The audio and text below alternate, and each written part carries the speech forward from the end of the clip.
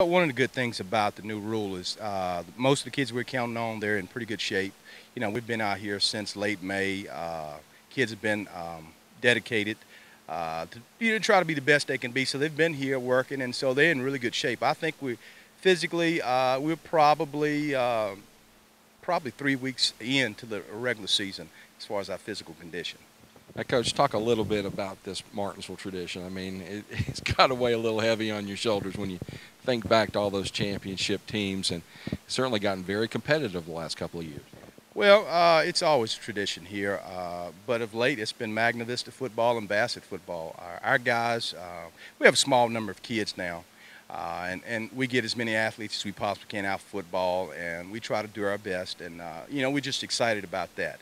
Coming together as a group and trying to do some positive things. And hopefully this year maybe we can, be right there with Magna Vista and Bassett and see if we can bring some of that old stuff back.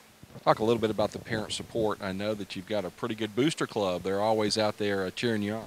Well, unfortunately we don't have the parent support that we would like. In the booster clubs, they are our parents. I don't think people realize how involved they're with us. Not only do they provide the things that necessary things we need, but they're here at practice. They come by, meet the kids.